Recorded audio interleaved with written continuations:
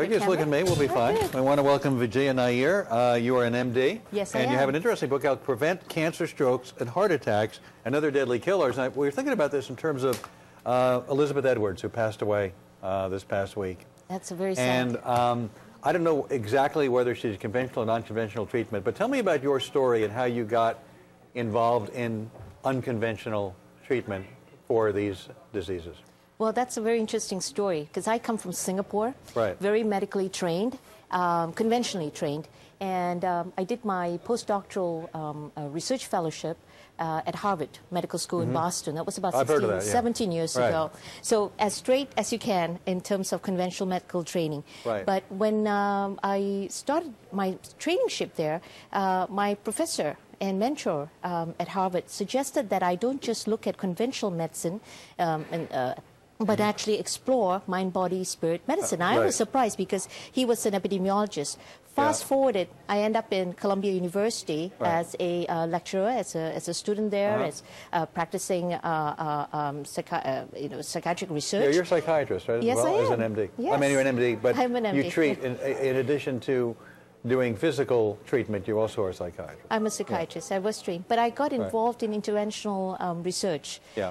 So when I started looking at mind, body, spiritual medicine, and I, worked with my colleague, Dr. Mehmet Oz, at that time, and he turned me on to energy medicine. So when Dr. Oz was looking into that and other esteemed colleagues were looking into it, I started getting interested. And what we started looking at was fermented soy, Alan, that was being used for patients with cancer and other chronic illness. Why fermented soy? Why did that become, whoever thought of that as a possible treatment? Well, in Singapore, apparently, in Chinese medicine or pharmacopoeia, fermented soy or cultured soy has got a very high regard as a medicinal foods. Right. And I had seen and regarded that as very important foods that we need to put in small amounts, like miso and tempeh in our diet. So that interested me because we were seeing patients who were improving and who had terminal cancer. So I looked at nutritional support, how to support people when they were going through all these allopathic treatments that were causing cancer. Is it true that you wanted to get this out to the American public but didn't write about this in medical journals? Is that true? I mean, this is not something that's been explored scientifically in the medical community? Well, it has gained a lot of interest. So when I was at Columbia, we started submitting reports. Has it been peer-reviewed? Some of it, yes. Many of it, yes. On fermented soy, on curcumin. I worked with researchers at MD Anderson Cancer Center and with Columbia University and at Harvard. And we were getting it published in peer-reviewed journals. So we were getting that. We were under the impression that, this has to reach a wider public, but we needed to get research funding. Okay. And how was the trick? So where are you now? Because we have a short segment here, sadly, but where are you now on this alternative treatment? How prevalent is it? Can people get it?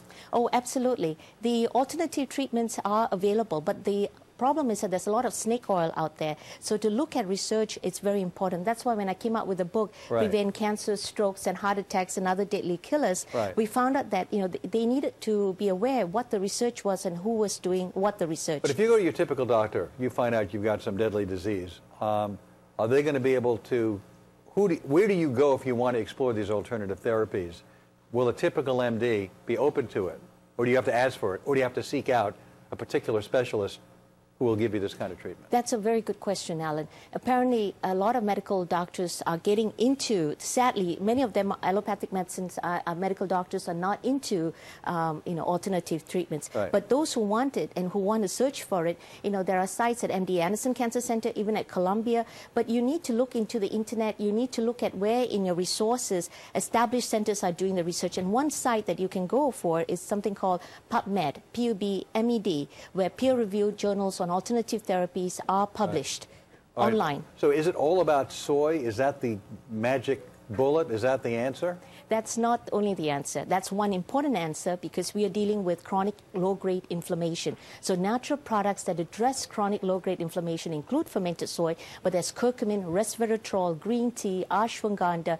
The list is so many. Now, you recommend these instead of radiation, instead of chemotherapy, for example? Well, in place of those kinds of treatments? I work with the allopathic medical community, so I feel that, because all these treatments that you mentioned have toxic side effects, you need to do a lot of nutritional assessment of the patient, and you need to give them good nutritional support and supplementation. I think that's very important. You also need to look at how patients decrease stress, because, stress is going to affect a lot of hormones in our lives. So I advocate meditation.